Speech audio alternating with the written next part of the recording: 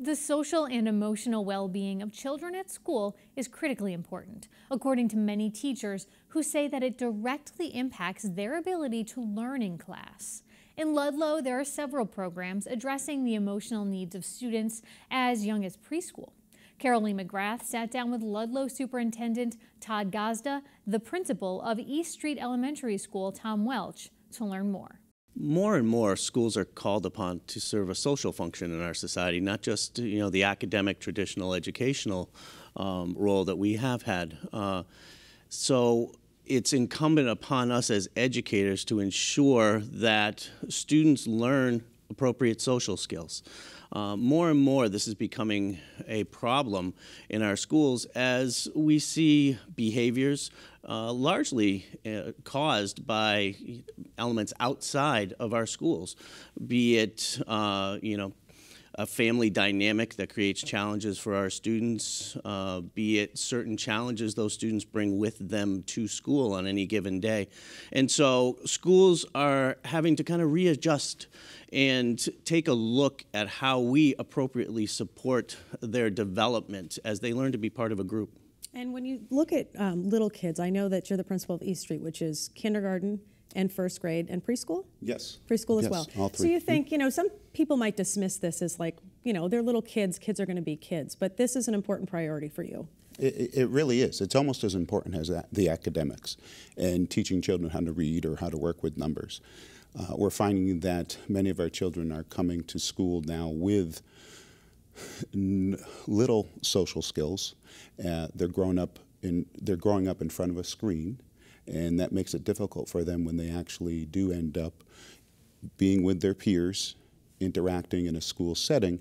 Sometimes it makes it difficult for them to tend to their learning during the day. And when you think of little kids growing up in front of a screen, I think a lot of parents probably just cringe because, you give the phone when somebody's acting up in the backseat of the car and you're on a long car ride. But obviously you're seeing an effect of that. And it's understandable. I think our parents have, parents of the children we have in our school are, there's more stress in their lives than, say, when I have 6 children and the youngest just went off to college. And even in that 10, 15-year period, I've seen more stress on parents each day, just in their daily living with their children, working, everything that they have. And so you're right, it tends to be easier to give that child the phone when they're in the car or in the restaurant or sometimes even at home. And there's just too much screen time right now, and it just makes it difficult. And it's having an effect. Tell us a little bit about the Life is Good Foundation that you've been involved with that does speak to, kids who definitely are struggling. So Life is Good Kids Foundation out of Boston. They're affiliated with the Life is Good company, which we all know has the apparel company Life is Good. First of all, the company donates 10% of their profits to children's foundations. So they started the Children's Foundation along with a gentleman named Steve Gross. And they have gone around the country and the world helping children of trauma. They work with the adults in those children's lives, and they create just a world of optimism, positivity, just to give these children of trauma a better message and a connection with adults and each other that makes their life a little more tolerable. And they found that they've been very successful. It's an easy concept, but it really does work. And that's something that you've used in your school system setting as well. We're starting to. I think Ludlow Public Schools is interested in making a more positive impact in all of our children, not only the children who come to us with some trauma in their lives, but all of our children. And this is one way. It's not a program. It's not really an initiative. It's just a philosophy. It's a way of doing business each day and making connections, positive connections with our children, and showing them the optimism that they could have each day in their lives. When you get up into middle school, right, everybody always worries about middle school and high school. Mm-hmm. And you brought up screen time. Mm-hmm. What are you seeing, in kids at that age? How are they behaving towards each other, towards adults? Are they looking you in the eye in the classroom? Well, these are all skills that we consciously work on. You know, one of the challenges is that as we seek to kind of manage this societal transition and the challenges our students are coming to school with, we are kind of having to reshape professional development for our staff so that they have the skills to be able to effectively work with students who are experiencing behavioral challenges or are just need extra support, be it because of mental health issues or maybe just a normal social interaction within their school day.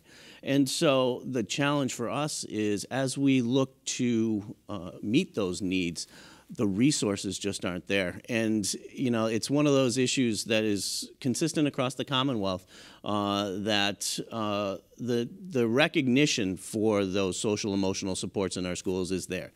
People recognize. The problem is funding and resources isn't following that. And so we're scrambling to do things like add licensed clinical social workers in our schools to run groups and to work with children who are struggling without the, money following along. So, it's one of those things, it kind of pulls from other areas, and we're kind of scrambling to fill those gaps. And you also implemented or used a little bit of the Sandy Hook Promise program.